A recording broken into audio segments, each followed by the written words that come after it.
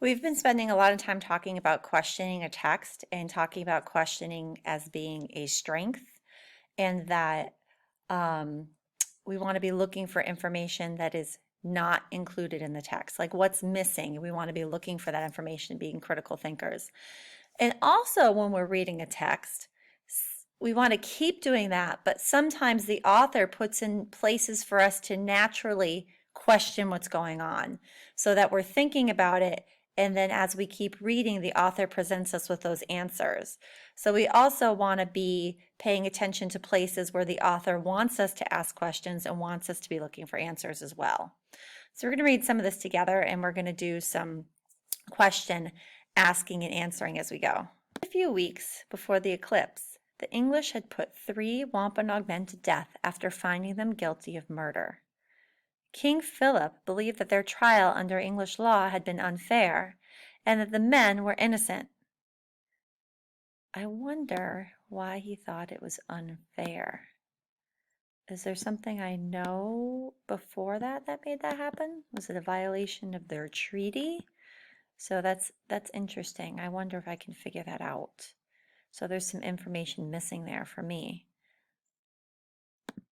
An angry group of Wampanoag warriors struck back, killing 9 English settlers in a village called Swansea.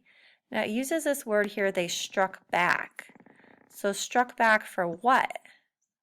So they killed 9 English settlers, but why? So if they struck back, that means now I got to go back before and see what did it say before that and see if I can find an answer. English laws had been unfair and that the men were innocent. What men? I need to go back further. English put 3 Wampanoag men to death after finding them guilty of murder, but he believed that it was an unfair, so he believed they were innocent. So what they did, the attacking of the village of Swansea, was because of that event. Okay, so I've answered some questions. I haven't answered all of them, but I've answered some. So now we get here at the beginning of the sentence, and I want to make some sense of this here. It says, King Philip and his people now faced a choice. So the author is kind of giving me a question here, and so what I should be asking myself, he's telling me, or she's telling me, King Philip and his people now faced a choice. I should be asking myself, what choice are they facing? So the author kind of puts that in there to sort of force me to ask a question. He's telling me a choice, and so my natural response should be, what is the choice? And it says they could either seek peace with the English or go to war. Okay, so now they're either going to seek peace or war. So that's what their choice is. Now you guys had a question that you wrote down in your notes that said, why did the Wampanoag attack Swansea? So I talked about that up here. That was one of the questions that I asked. So I want you to go ahead and pause right now and see if you can answer that question in your notes, and then we'll continue.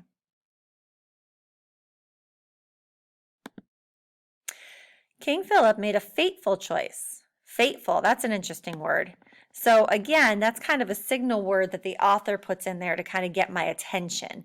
He could have just said King Philip made a choice and I would have kept reading him and like, okay, what's the choice?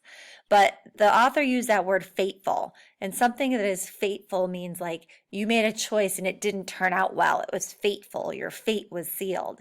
So now I'm going to want to know what's fateful about that choice, and I'm going to hopefully be able to find that answer as I read. So even though they knew that much bloodshed would follow, they decided to fight the English. Okay, so this is interesting. Even though they knew bloodshed would follow. So now, without telling me, the author is telling me that the war is going to be bloody. Okay, so I want to know why. There's a question there I'm going to ask. I want to know what's fateful about his choice. So it sounds like the choice isn't going to turn out too well for him. So now I'm looking for answers for that. I still haven't quite found my answers, so I might have to keep reading.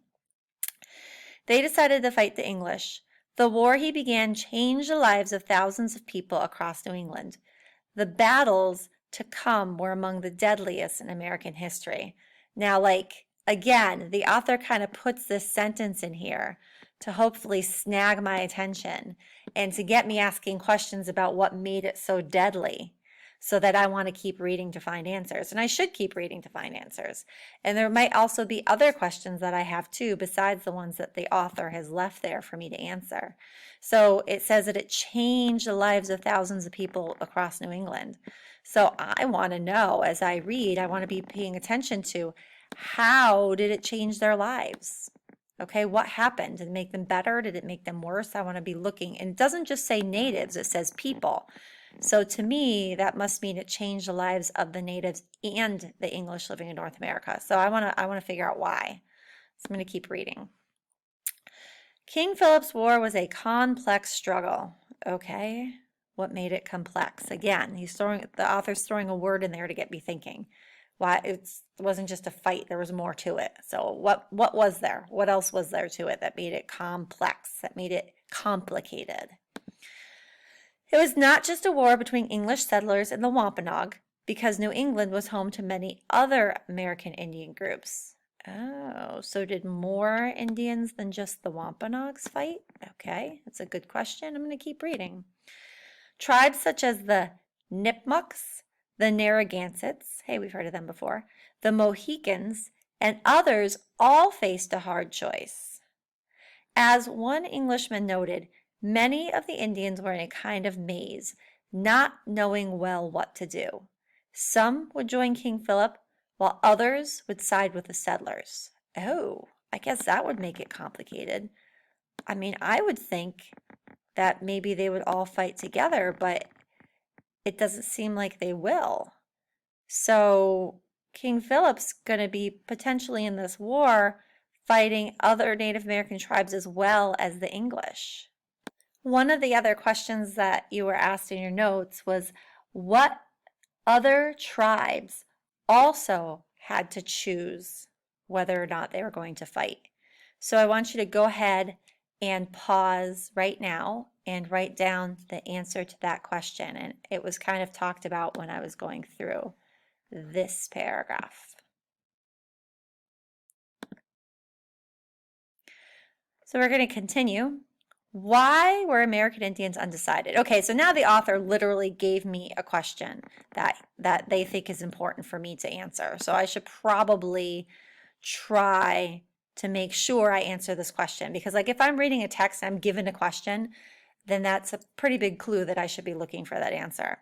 So let's see, why were they undecided? So undecided means that a lot of these tribes that we talked about up here weren't sure what they were going to do. Why were they not sure? It seems to me like after everything that's happened, it should be an easy choice. So let's see what's going on.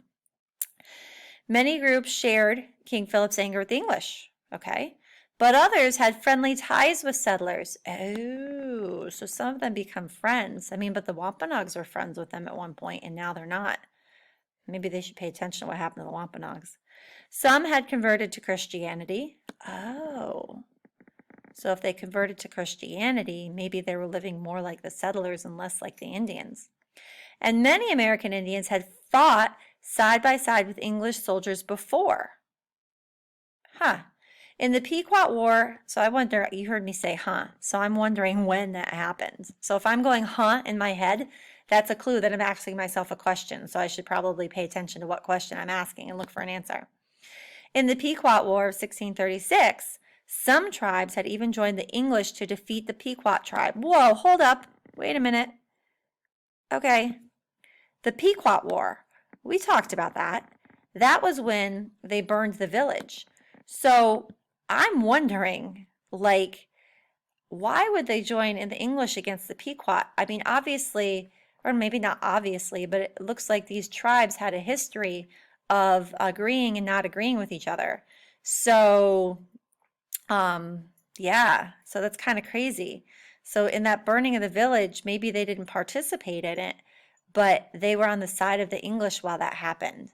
So to me, that's kind of crazy, but I guess that might be why it's hard for them to choose sides. Showing that New England's American Indians are not always friendly with each other. Okay, so they're not all allies. There are, the tribes don't always get along, so I guess it's going to be hard for them to decide if they're going to fight along with Philip. In 1675, deep rivalries still divided many groups, and certain tribes would settle old scores by joining the English. So, settle old scores. So that's kind of an interesting term that you may not hear, but if you're going to settle a score, that means something happened before that you thought was wrong, and now you want to get back at that group of people. So, because the Native American Indian tribes don't get along all the time because there's different types, and they fought sometimes with each other before the English got there, some of them might side with the English to get back at their old enemies. So this sounds much more complicated than maybe I might have originally thought. So you guys had one more question in your notes. It says, what are some reasons it was hard for natives to choose which side to be on? So I want you to go ahead and write down a couple of reasons that you heard in this paragraph here. So go ahead and pause the video and take care of that, and then move on to the next assignment.